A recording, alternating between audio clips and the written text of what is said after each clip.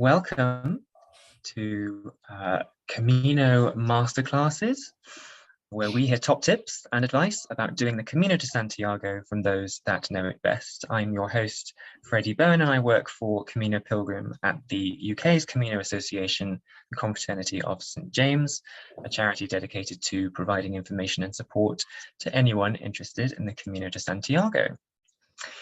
Today we are talking about the Via de la Plata, and we are delighted to be joined by the author to one of the most popular English language guidebooks to this route, Gerald Kelly.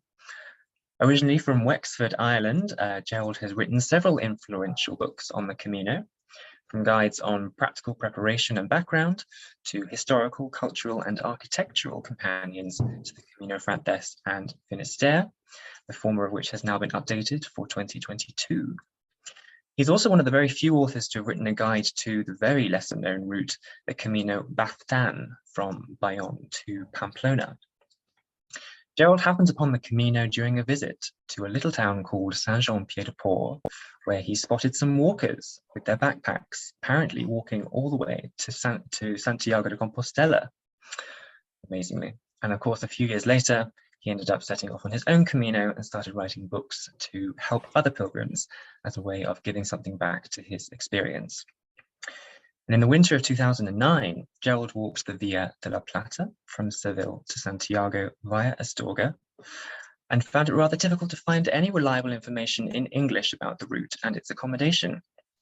And so he set about writing the first edition of his now famous guide, followed in 2012 by the Camino Sanabrés edition. Initially, these were made available as free downloads on his website, but following a lot of positive feedback, he published the book through Amazon with the addition of maps. And the brand new 2022 edition has just hit the shelves of the CSJ shop. So to start us off this evening, Gerald will be taking us through the route, after which we'll open up for an audience Q&A session to take us up to the hour mark. And for those of you joining us live this evening, you can submit your questions at any time from now, either in the chat, and we'll come to you a little later on, or by raising the raise hand button. And we'll get through as many questions as we can, but in case we don't have time, we'll make sure that we email you an answer. And a recording of today will also be made available. Adding to the expertise in the room today, we are also blessed to be joined by Caroline Matheson and Willie Bossert, volunteers with the CSJ with first-hand experience of this route. A huge welcome to all of you. Thanks so much for doing this for us. Gerald, over to you. All right, thank you very much, Freddie. Hang on, let me do the share screen thing now. Okay.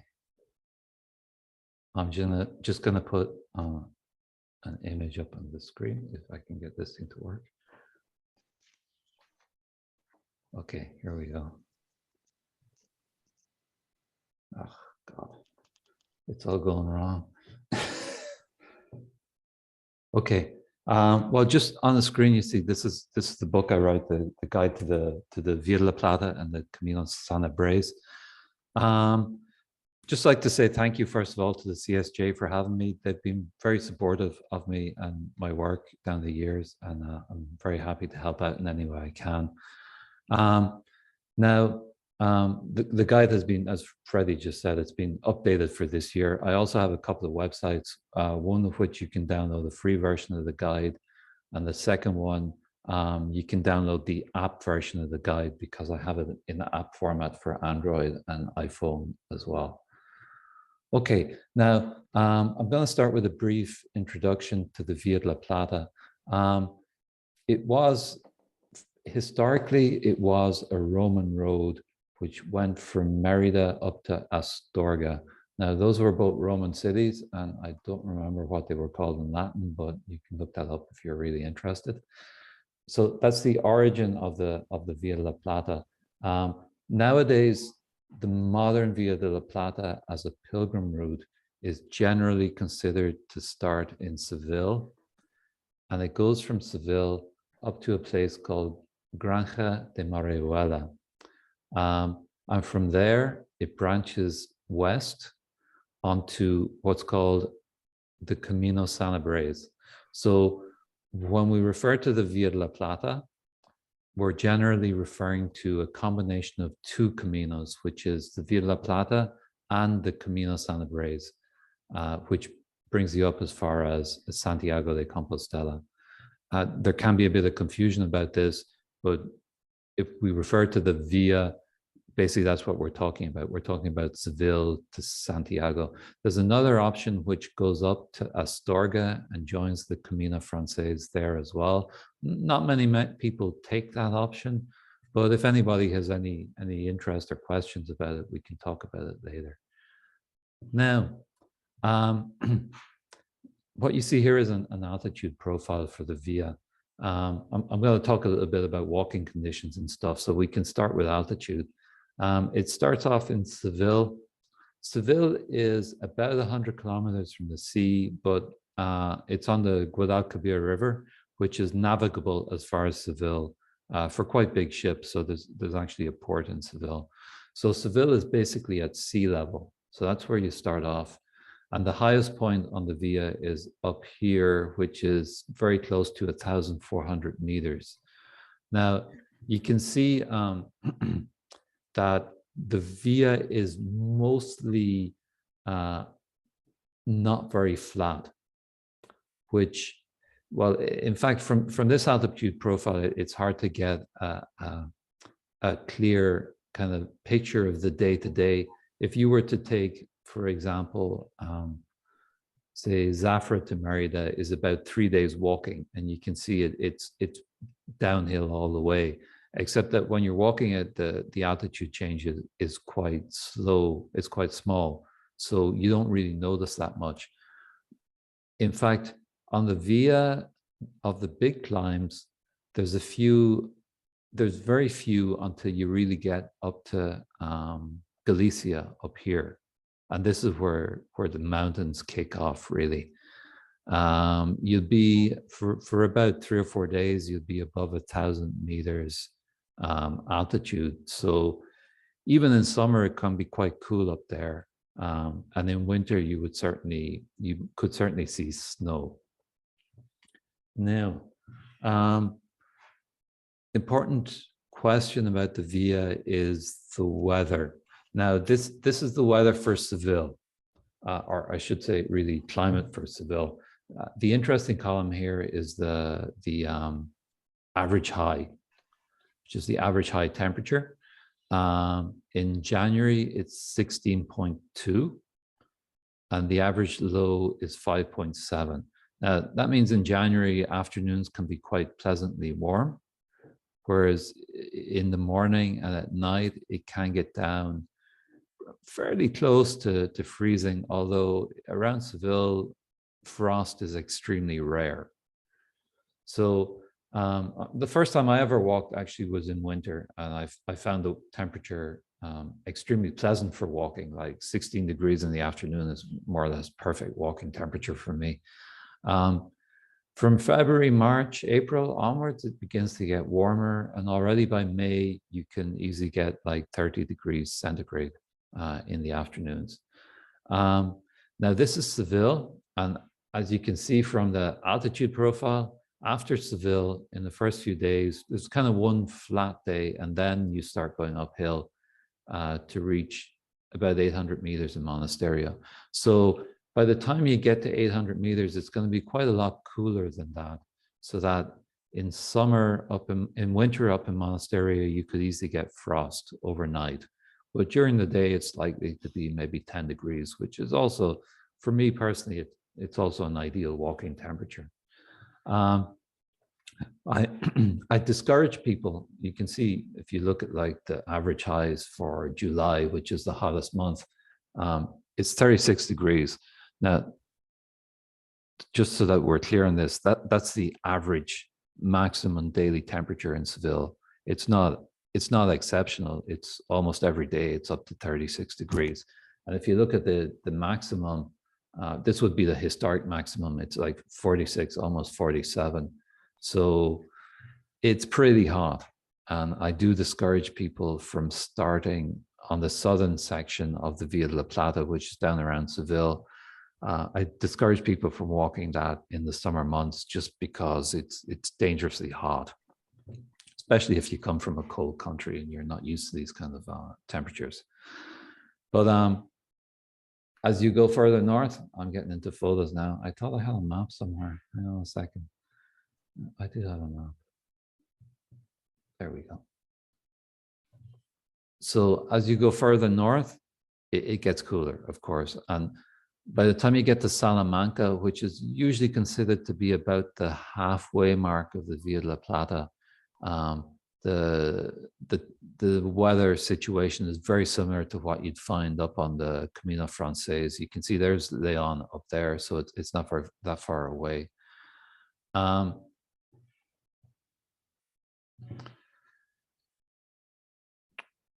Hang on, let me just check if I'm hitting all the points I wanted to hit. Yeah. So let's start with a brief walkthrough of where the Via starts and where it goes. It starts in Seville, and what you see here is this is a photo of Seville Cathedral, and the tower is called the, oh God, I've forgotten the name of the tower. Anyway, this is the Giralda? tower. That's it, the Giralda, exactly. The tower is very distinctive because it actually predates the cathedral. It was actually part of a mosque which was built by the Moors when they ran Andalusia. Seville is a city with a very diverse background, and you see this reflected in its architecture and everything else as well. This is another scene from Seville. It's the Plaza de España, which is probably the very iconic view from Seville that most people will recognize. It dates from, it looks older, but it only dates from the beginning of the 20th century when it was built as part of a Pan America's Expo, when all of the countries of Latin America basically built pavilions in Seville for a big expo based on the Spanish-speaking countries. But it's a very beautiful place and very, very nice to visit. Next one, this one's even newer. This one is only about 20 years old. It's in the center of Seville.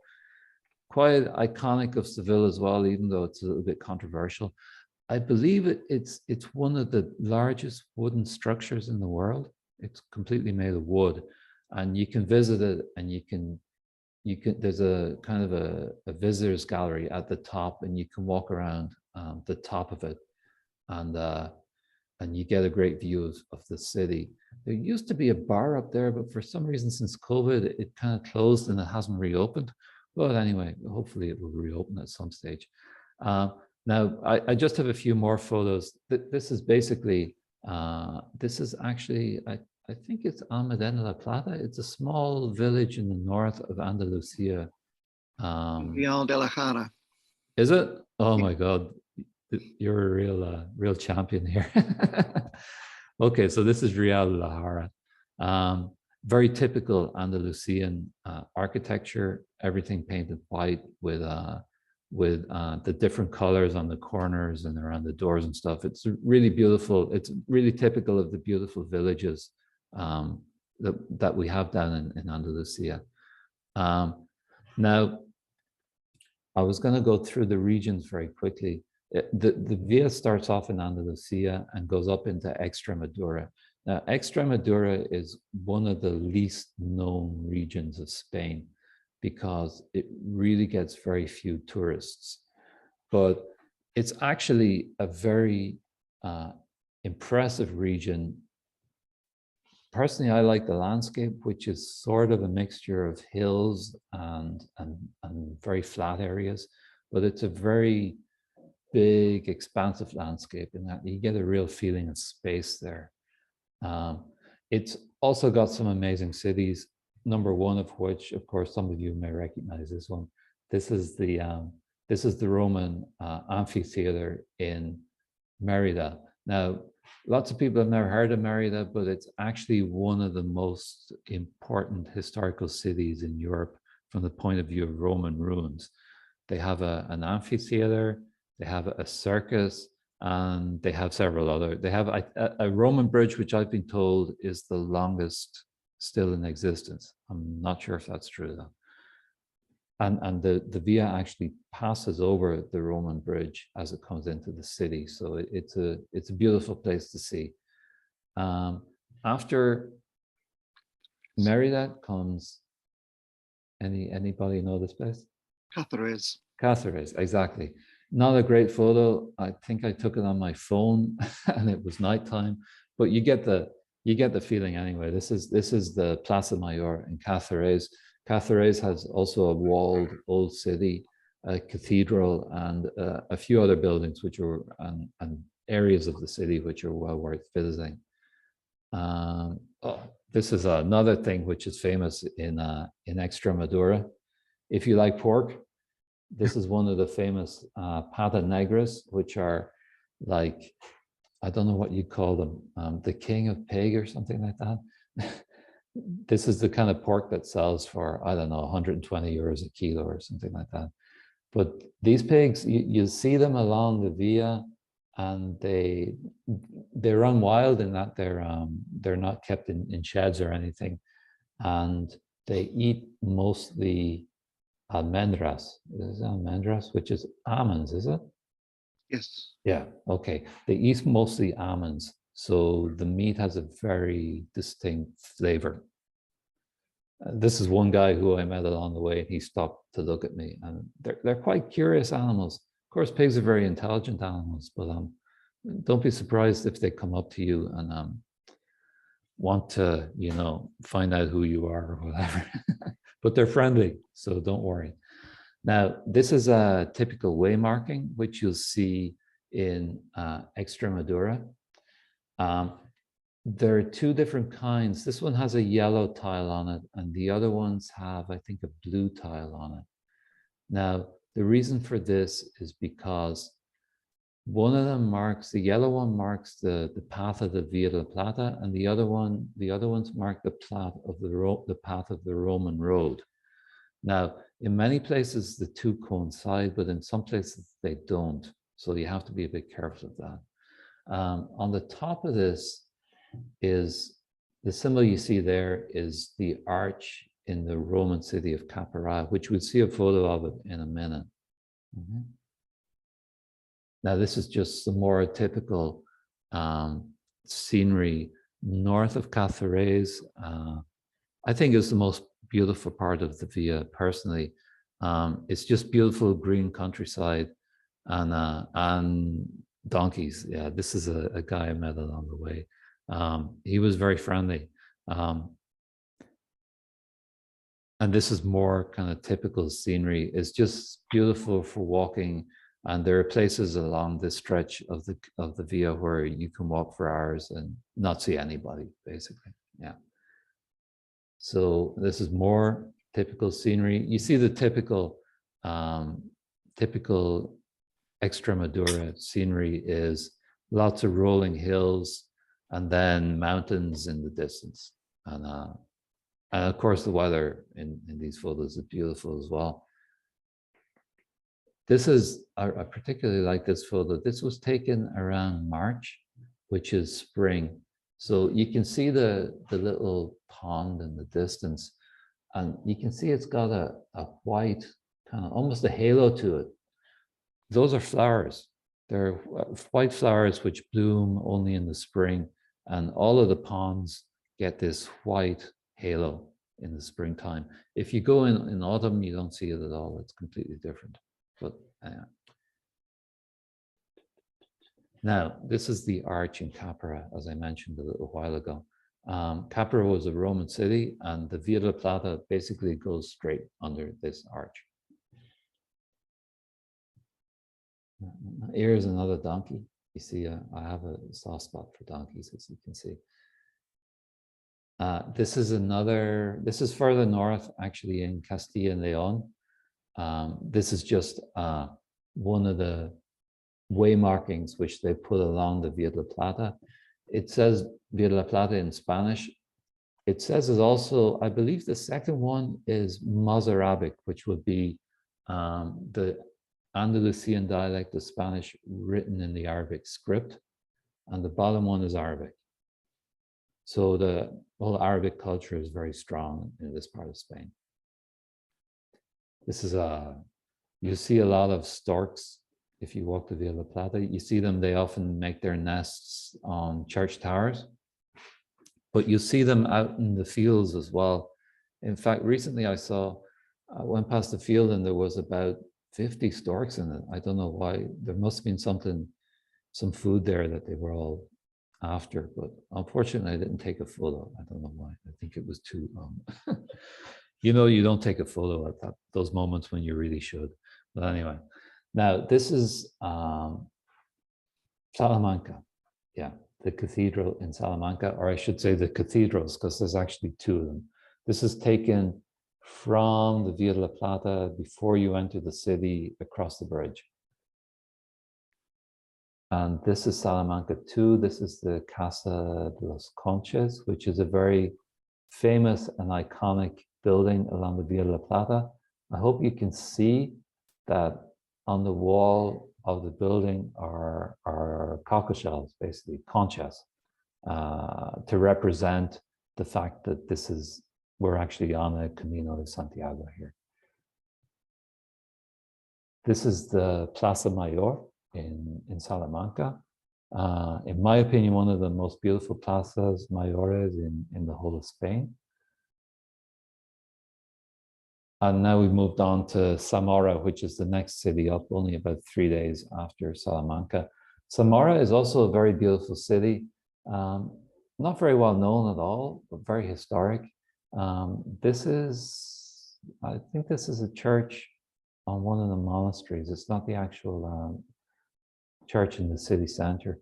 And this is the pilgrim hostel in Zamora, which is right in the city center, and which is in a very historic building as well. Yeah, you can actually see Alberca de Peregrinos up there. So north of Zamora, there's about another week of fairly flat walking. This is the river Uzema, I think it's called, which you cross over just after you leave the Via de la Plata to join the Camino Sanabrés. This is one particular stretch of Camino where there's about 6 or 7 kilometers, which is just dead straight. And you can see the village in the distance. This village is Formentera. And it's just, it can wreck your head if you let it, you know. Anyway, about a week after that, you come up into Galicia and the landscape changes completely. In fact, almost everything changes. You suddenly see a lot of stone walls and lots of trees and hills, and it becomes very mountainous, very cold in winter and rainy, can be very rainy. You can see the ground here is pretty wet, but it's nevertheless very beautiful landscape. And the villages are totally different as well. You don't see any mud houses. You see like the houses are all stone built and they have these balconies everywhere. And you see up there, somebody's put a cockle shell up on their balcony just to welcome pilgrims. Here we have more typical Galician landscape. This is further up. This is towards Santiago. This will be about 3 days out of Santiago. It's just a valley where this is the old train line from Madrid to Santiago. I'm not sure if it's still in use because it's been replaced by a new train line, which is much more modern. And this is some more typical Galician landscape. I had to throw this in, just some typical. I call it Nouveau Galician architecture. It's particularly, I don't know, I find it pretty ugly, but anyway. Some people seem to like it. And this is a typical, I'm sure you've probably seen these on other Caminos, what do they call them? Mojones or something? And it's typical of what the Junta of Galicia puts up now to mark the route of the Camino. They usually have the distance on here, but somebody goes around and removes it, which I don't know. This one has, people often decorate it with something. This seems to be the headlight from a motorcycle for some reason. Anyway, I'm sure it means something to somebody. And then you eventually arrive into Santiago and the Plaza de Obradora, which is an image I'm sure you're all familiar with, Okay, we're back at the beginning now. So now I was going to talk a little bit about, will I switch off share screen? Yeah. So you get to look at me for a while. So I was going to talk a little bit about the practicalities of walking the Camino. This Camino is quite different from the Camino Francés in several important ways. Number one is it's longer. It's more or less 1,000 kilometers long. So it's about 200 kilometers longer than the Camino Francés. Number two is far fewer people walk it. The official statistics for this Camino say that about 12,000 people walk it every year. But I would say it's more than that, but because people often walk this Camino in stages. So you'll often meet people who are just walking one section of it. But an important thing to understand is that very often the stages are a lot longer than the Camino Francés. On this Camino, there's a couple of stages where you have to walk close to 30 kilometers in one day, simply because there's no place to stop between. That's the distance between two villages, and in between there's just no place to stop. But those are exceptions. More typically, distances between villages is between 15 and 20 kilometers, which compared with the Camino Francés is already quite long. It does mean you have to be well prepared. You have to have enough water. How much water you need is up to you. I usually say about 1 liter per 10 kilometers. So if you were walking 20, you would need 2 liters. But if it's hot, you're going to need a lot more than that. You'll also need to carry food and really anything else you're going to need in the course of your day, you're going to have to carry it with you, which makes this a more challenging walk than the Camino Francés. It also means that because on a typical day, you may have 2 15-kilometer gaps, you've got to decide, on that particular day, you'd have to decide, am I going to walk 2 short days or am I going to walk 1 long day? Whereas on the Camino Francés, you'll often get the option of choosing where you stop. You can say, I feel like walking 20 today or 25. On the Via de la Plata, often the stages are basically chosen for you. So it means there's less flexibility, which is another thing which adds to the difficulty, because, you know, if you're feeling tired, some days you just don't have the option of walking a short day. So you have to be prepared for that. Pilgrim hostels and accommodation, it's a similar setup to the Camino Francés, really. Villages often have a municipal hostel and maybe a private hostel as well. In some places, there's no municipal, there's just a private hostel. It works in the same way as the Camino Francés, so I'm not going to go into detail about that. I assume people know about that. If you don't, there's lots of good sources of information about the Camino Francés. But the budgeting on the Via de la Plata, I would say it's slightly more expensive than the Camino Francés. Lots of the privates are between 12 and 15 euros. This, post-COVID as well, it's gone up a little bit, but not a lot. Also, there's fewer donativo albergues and kind of cheap options. On the Via de la Plata, the average every night would be about 12 euros. So how does it differ? Another couple of other points on how it differs from the Camino Francés is there's fewer support services, by which I mean things like luggage transfer. There is no luggage transfer. If you want to do that, you're going to have to pay a taxi driver who's going to charge you the going rate, which normally it should be about €1 per kilometer in rural Spain, but I've heard of people being charged a lot more than that. Public transport, in places there are public transport options, but you can't rely on it being available everywhere. There's many places where there's just, if there is public transport, it might be 1 bus a day, which You can never be sure it will leave at a convenient time. So taxi services, well, taxi services are available anywhere. But you know, you're always going to pay the full rate for taxi services. And since distances are quite large, it quickly gets fairly expensive. Now, food and stuff is another thing people are surprised about, that often you may come across bars, but they work on Spanish hours, whereas on the Camino Francés, everything is done kind of according to pilgrim hours, which sort of kicks off at 6 a.m. and goes through until 8 a.m. when most people are ready for bed. On the Via de la Plata, you'll often find bars don't open until 8 or 9 o'clock in the morning.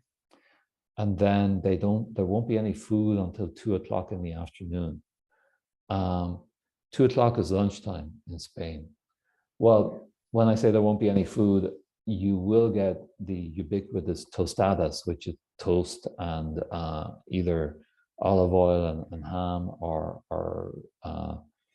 butter and jam.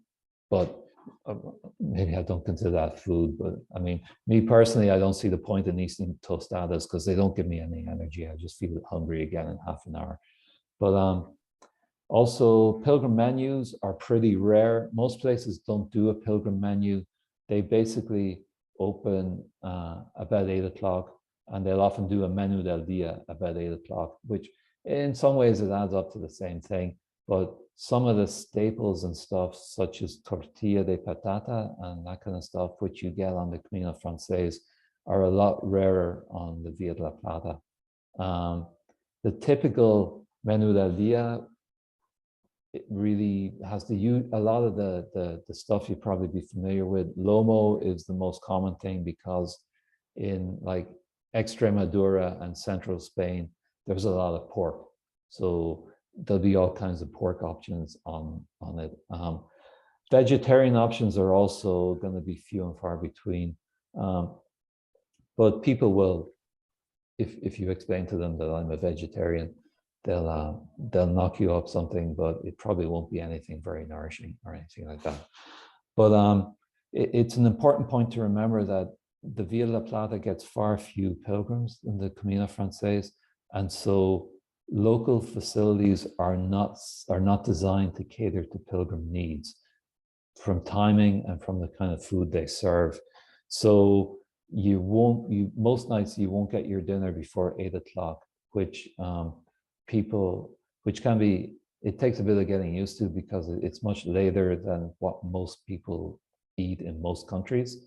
And also it means you're eating, if you're going to bed about 10, you're eating quite close to your bedtime, which doesn't suit a lot of people as well.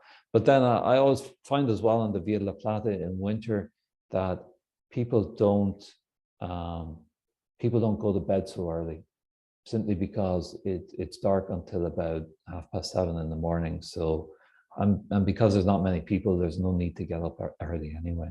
So let me move along. Yeah, the last thing I wanted to mention was the busy times on the Via de la Plata. Tends to be about March, in contrast to the Camino Francés. March, April is the busy time. The rest of the year, over the summer months, very, very few people walk just because of the heat. And in the winter, there's not so many people either, but it's becoming more popular as a winter Camino. Now, I see I've rounded on for half an hour already, so maybe I'll stop now. That was basically everything I wanted to say. That's great. It's all really useful, yeah, a useful comparison to the Camino Francés, and for the lots of people here, I'm sure that have done that and can use that as a frame of reference. Thank you, Gerald, very much. We will now open up for questions. Now is the time. If you have anything that you would like to put to Gerald, Caroline, or Billy, please start popping it in the chat now, or if you'd like to ask aloud, then just use the raise hand button or kind of wave at us or something, and we'll come round to you. And we've got just under half an hour to get through as many as we can. So I see that we have a couple of questions already. So firstly, we have Janice. Hi, Janice. I know Janice, she's going quite soon, I believe, to start on the Via de la Plata. She asks, please tell us about the cross the river and the variant on the first step outside Seville to Giralda. All right, okay. Well, something Well, to you, isn't to me. can I ask Janice a question? I'm not sure. Are you worried about like the river being flooded or something? Just hopefully unmute yourself, Janice. Hopefully I've sent you. There we go. Well, everything, what we've read, it says that usually the river will be, can be very deep. If it's rainy, it'll be very deep and up to your waist deep, so it says. And to flag a tractor, but in the alternative to go walk another 5Ks down and around. So okay, well, I know where you're talking about it. It's between Sante Ponce and Guiena. Now, this place floods after rain. It's basically, it's almost completely at sea level. So when it floods, it tends to clear very quickly within 24 hours or so. The other thing is the amigos of the Camino have put in a little metal walkway, which I don't have a photo of it here, but it means basically you can always get across, even if it's a bit, well, I think if there was a fast flowing stream underneath, it would be a little bit dangerous if you fell in. So you need to be kind of careful, but it is doable. And if you don't fancy that, there is a detour which adds about 3 or 4 kilometers to the day, which basically brings you up to the road and across the bridge there. thank you. So does that answer your question? Yes, I haven't seen, hadn't heard anything about a little bridge before that. Thank you, that does answer. Well, it's not a bridge. It's literally a metal beam, which is, I guess, about 15 centimeters wide. So this is why I say if it was fast flowing, it wouldn't be recommendable, because if you fell in, you might be in trouble. Yeah. Right. Now, I've never heard of anybody falling off the thing, to be honest, and I know people go across with bicycles and all kinds of stuff, but I wouldn't try it if there was a heavy swell in the river. It would be I'd be a bit worried about it. When are you going? Leaving, we'll arrive in Seville on the 6th of March. All right, okay. Well, yeah. I don't want to make any predictions about the weather. It hasn't rained recently, but it could, so right. Yeah. Thank you. All right, you're welcome. Lovely. Thank you, Janice.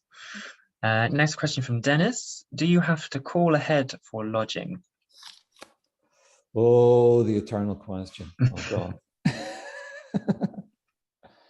Well, the short answer, well, I'll give you my answer first, which is that pre-COVID, I never did. Now, since COVID, I have done it a bit, but generally in the morning. If I knew I was going to arrive in late in the afternoon, I'd call about lunchtime and just confirm that everything was okay.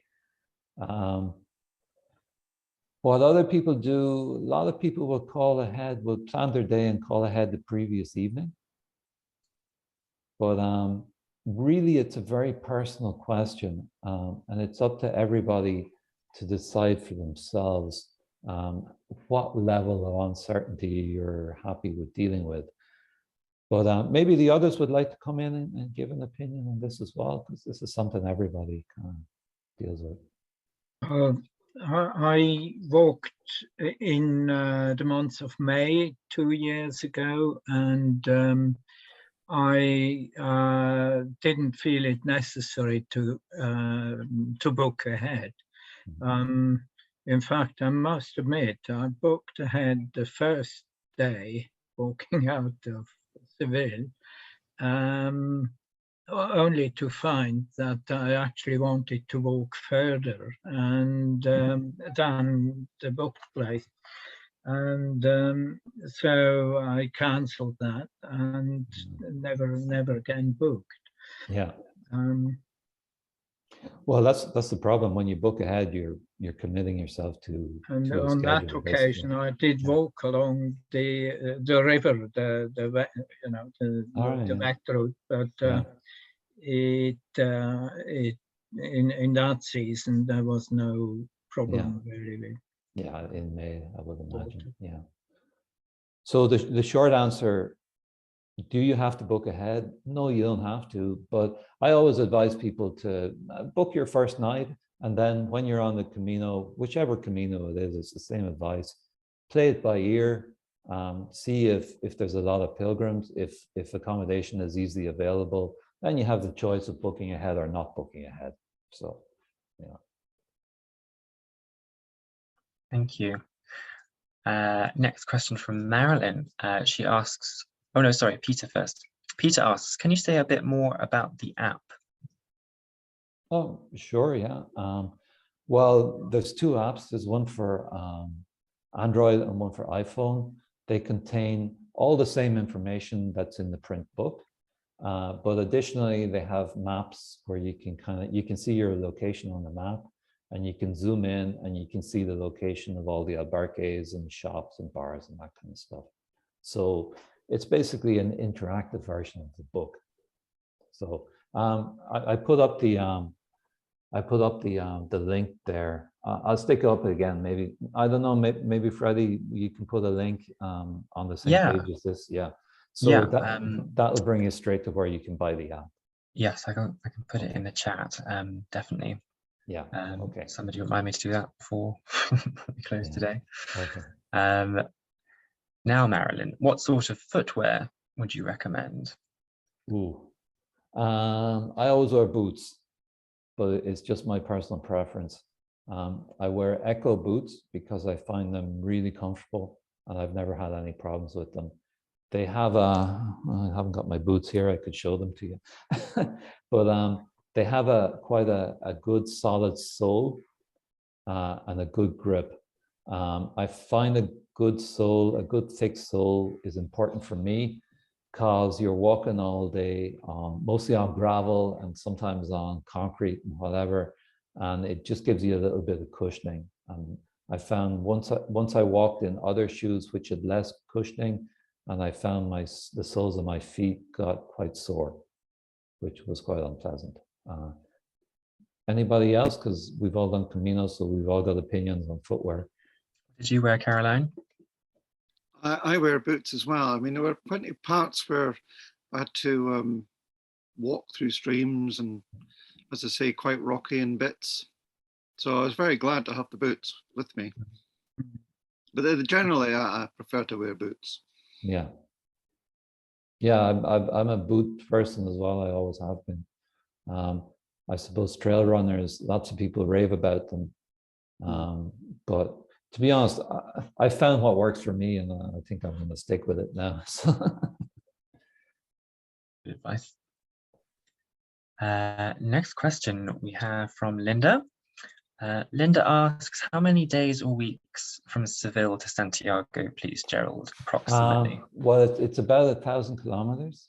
I normally walk it in about 40 days, which gives an average of 25 kilometers per day.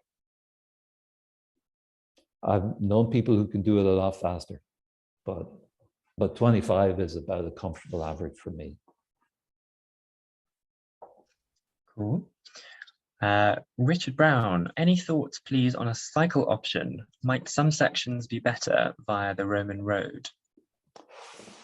Ooh, the Roman road is a bit of a ruin. It really, I don't think it would be good to cycle. Most of the via, depends what kind of bike you have. If you have an all-terrain bike, you could cycle most of the via. And if you really want the challenge, you could probably cycle all of it, I'm sure. It depends how difficult you want to make it for yourself. But there's always a road option fairly close by if the terrain is too rough for you.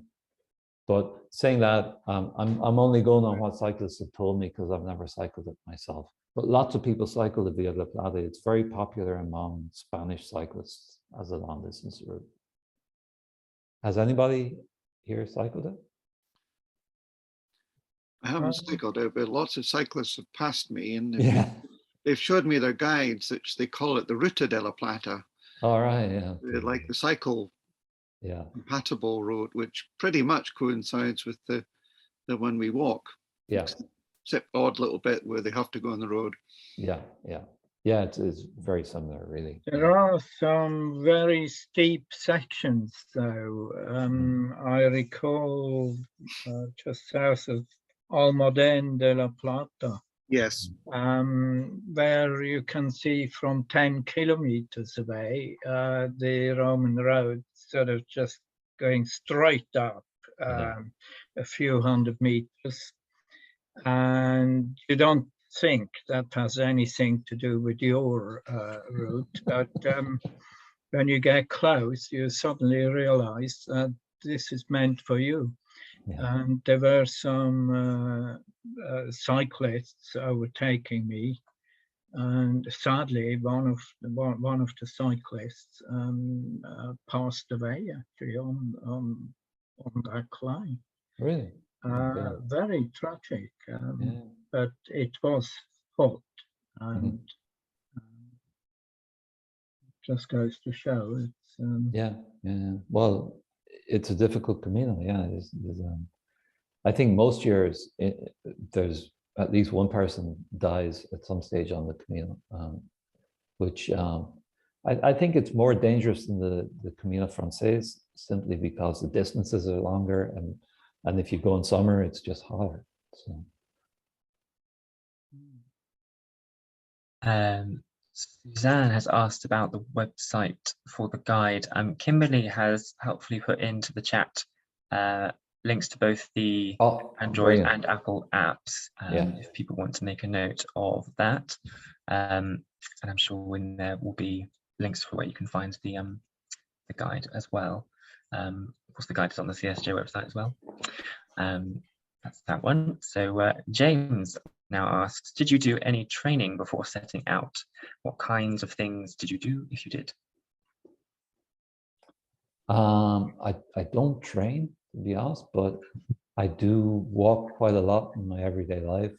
I walk most places, so I can easily do like 10 kilometers a day walking.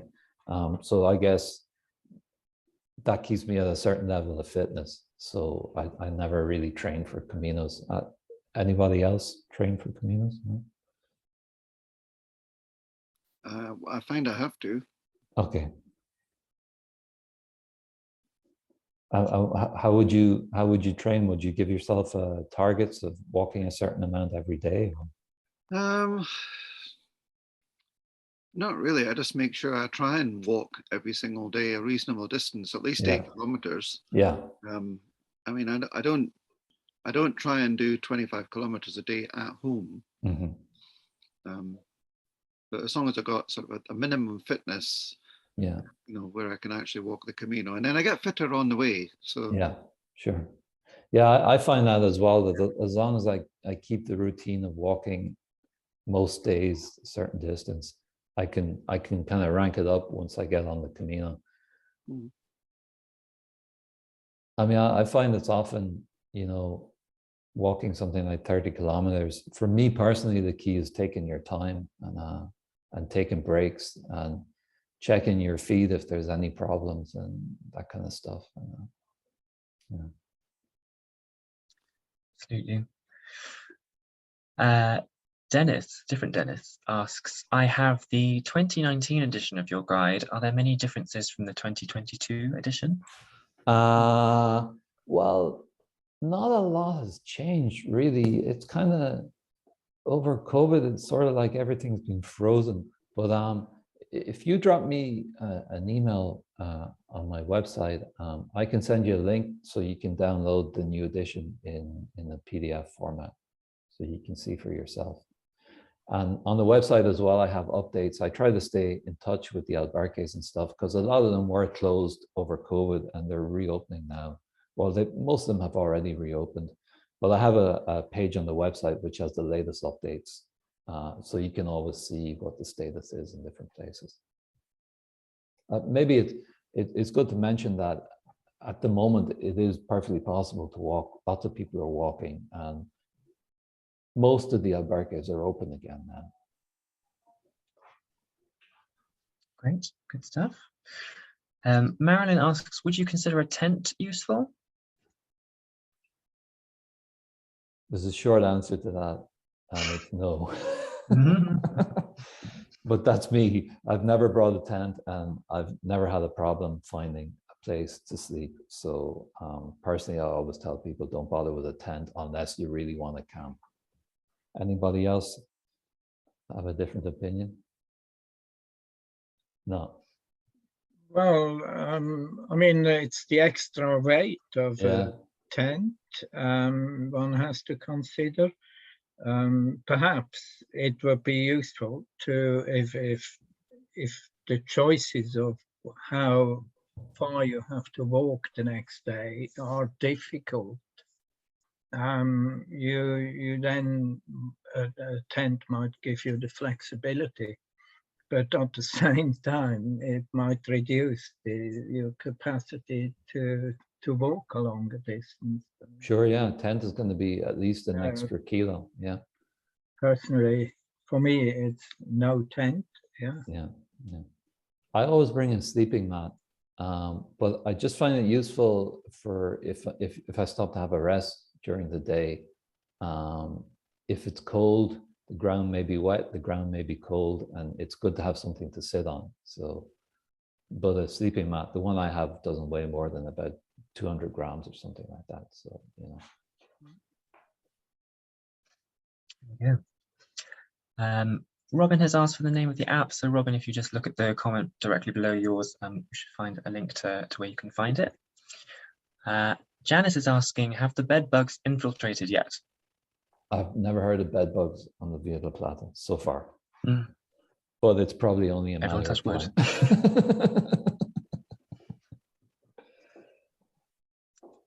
I had mosquitoes when I walked it in the summer, though.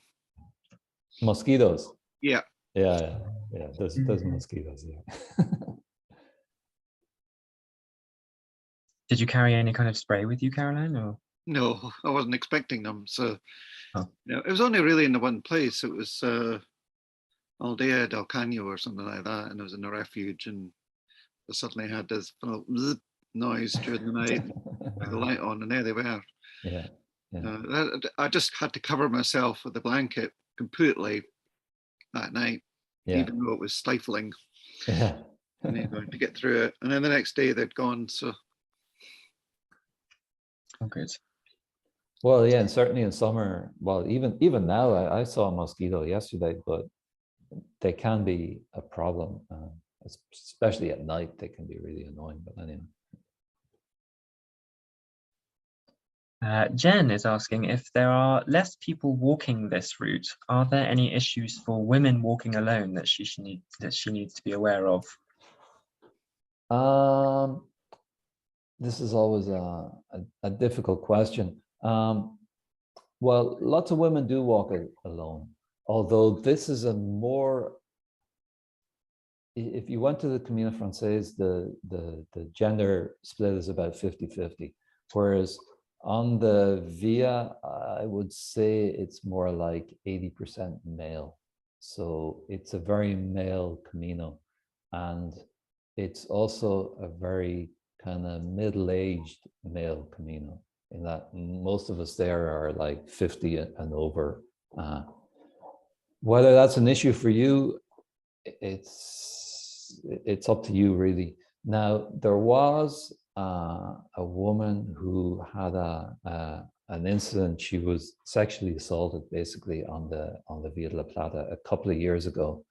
And she went to the police, and the guy was caught, and he was convicted. He had a long history of violent crime of different kinds. So, but these things happen, but well, you know yourself, they can happen almost anywhere. And I don't think the Via de la Plata is more dangerous than any place else. So I know maybe somebody else would like to give another answer. I'm gonna plug something that I think I probably plug at every masterclass. But there's an app called Alert Cops, which has been made available in the last couple of years. I believe it covers the whole of Spain, and it's free, I'm pretty sure, to download on your smartphone. And it's just an instant way of connecting you to emergency services, whether you feel threatened or at risk, or if you see something that doesn't look right, you can very quickly get in touch with services, and they can access your location. They can see exactly where you are, and they can come and help if needed. So worth having that on your phone, you know, just in case for your own kind of peace of mind, if nothing else. And yeah, there have been loads of success stories, even in the short time that the app has been in existence. So yeah, that might be a good idea to have on your phone. I'll put it in the chat. Alert. Yeah, I've heard it. I have it on my phone. I've never had to use it, but I've heard several people say that it works really well. Yeah. If you just Google it or put it in the App Store or anything like that, it'll come up. Yeah. I think it might be worth talking about the quality of different locations for refugees. Accommodation. Via de la Plata goes through some very poor areas where the local people have perhaps moved away, and they can be taken over by immigrant communities, or in my experience, there were perhaps 2 locations where I felt not terribly happy, or not terribly well. My phone was nicked in one place. Oh, really? Now these things happen, of course, here, and it's part of life on the Camino. But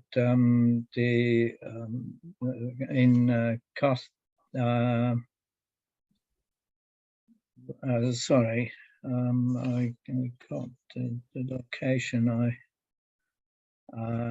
Almaden de la Plata was not terribly good, and Torremesa. You mean like the albergues? There was fairly well. That was I didn't feel not safe, but it was not terribly good. Quality. And in Torremesa, whatever the pronunciation is. So an app like Alert Cops will be, I think, very useful tool to have with you. I'm not sure whether that's just personal. Well, it is a point which some people would be concerned about, that it is likely, depending of course on what time of year you walk, it is likely that there will be nights when you'll be the only person in the albergue, and not everybody's going to be comfortable with that. And certainly walking, a lot of the time when you're walking, there's just nobody around. So you need to be comfortable with that as well. Yes. So yeah, there is technology now to kind of make yourself feel safer, but I guess it's like anywhere, isn't it, that you go, just be vigilant, be diligent, and you should be all right. And if you need help, just ask for it. We have a few minutes left and a few more questions, so let's try and get through them. So we've got Eva in Finland. Hi, Eva. You've sort of answered this already, Gerald. She asked what the situation with COVID is, albergues being open. You said that most of them are back open again. Yeah. Most stuff is open, and shops and bars and all that kind of stuff, mostly operating normally now. Brilliant. Good to hear. Sharon has said, I walked the Via de la Plata in 2014 and the route was confusing near Rio Lobos as a farmer didn't want pilgrims crossing his land and the signs were changed. Yeah, Do you know if that's all been been sorted? Yeah, that's all been sorted out now. So Great.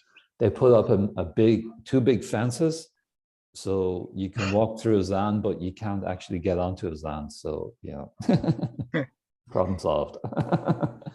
Excellent. I know the route while they were building the new high-speed railway line. Yeah. The route got redirected quite a few times. Yeah.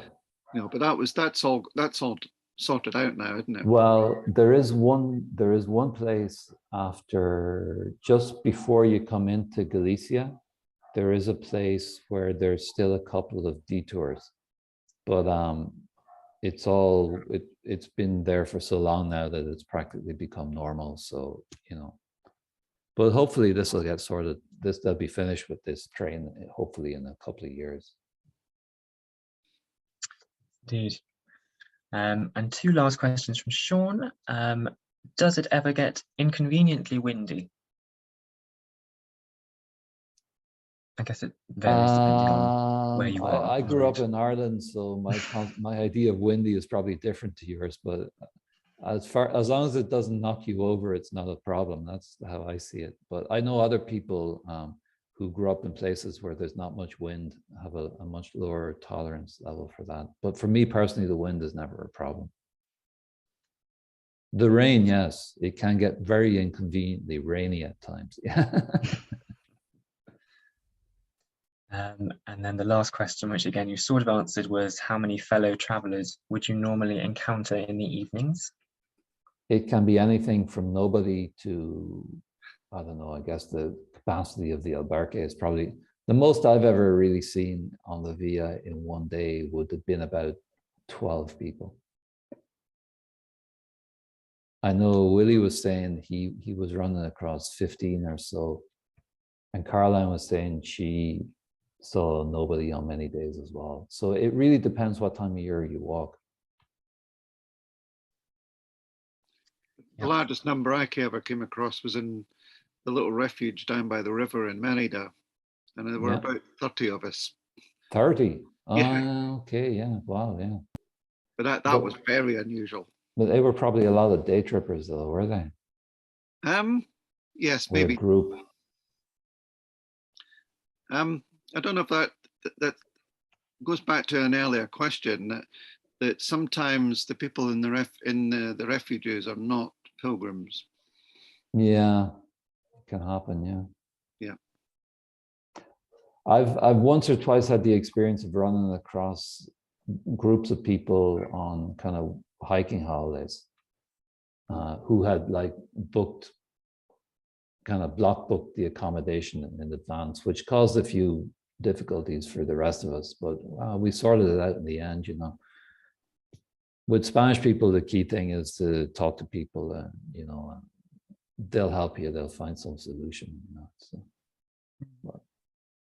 and just on that, Mary has just submitted a question saying, is there a website that can be used for booking? She had to abandon in 2019 due to a full albergue. All right. Well, people use booking.com, but in many places, the albergues don't either, the municipals may not take bookings, and even private places may not be on booking.com, but in that case, you just need to call, and in which case, speaking a bit of Spanish helps a lot as well. But they're also, if they've got a mobile number, they're probably on WhatsApp, which is often easier. Almost everybody in Spain is on WhatsApp. But booking.com is the website people generally use. But like I say, it has its limitations in this context. Yeah. Yeah, Janice has added a helpful comment on that, saying that booking.com says it's full, but if you call places up, you can often get a place. Exactly, very often, yeah. Because they need to update their capacity on booking.com, and a lot of the time they don't do it all the time. So yeah. Great. And I guess that's where, you know, the apps and the guidebooks would come in useful. If you've got all the information there, you can make direct contact with each place. Yeah, exactly. Yeah. Fabulous. All right. Well, that seems to be the end of the questions. Mary's trying to get your attention. Oh, who? Sorry? Mary. Oh, Mary, of course. Hi, Mary. Sorry, you were on my second page, so I didn't see you. Hi. Wait a minute. We can hear you. Can you hear me? Yes, far away. Okay, Gerald, I just want to say thank you very much. Oh, you're It very was a welcome, Mary. wonderful nostalgic journey. I did it in 2003. Oh, wow. You do it in the God. spring. The flowers are spectacular. Yeah. Janice, I waded across that river. I only came up to my knees rather than the next 5 kilometers. Yeah. But Gerald, your pictures in Extremadura are wonderful. Most of the trees there, where the black pigs are the oak trees. Yeah. And what's falling off them are the acorns. Acorns. Oh, And God. that's what the black pigs eat. So Yeah. that's why the pata negra I always is mix my so nuts up. beautifully sweet. Yeah. And somebody else said, how long did it take? Even from an old lady of 60, it took us 7 weeks to walk it. And the other thing is, in that wonderful picture with the pond and all the white flowers around it, you noticed there were some very beautiful animals there. Well, a warning, don't go near them, because this is one of the areas where they breed the fighting bulls. And that's what they are. They look very peaceful, but don't go near them. Thank you. I could talk forever about it. It was wonderful. Oh, good. Great. All righty. Well, thank you very much, everyone. That's all we have time for today. Thanks so much for joining us. We hope that it's been useful and informative. Of course, a huge thank you to Caroline, Willie, and Gerald for your expertise and your generous time. We really appreciate it. Next up in the series, we will be hearing from Mark McCarthy, all about the Camino Inglés, particularly historically relevant route to us Brits and Celts. That's next week on February 28th, same time. And the week after that, we will be welcoming back John Briley to talk to us about the Camino Portugués network on March the 7th. All of our masterclass series is available through our website at caminopilgrim.org, including sessions on how to prepare the Camino Francés and the Camino del Norte. In the meantime, thank you so much for joining us again. See you soon, everyone. Stay safe. Buen camino. Bye. Thank you. Adios. Bye.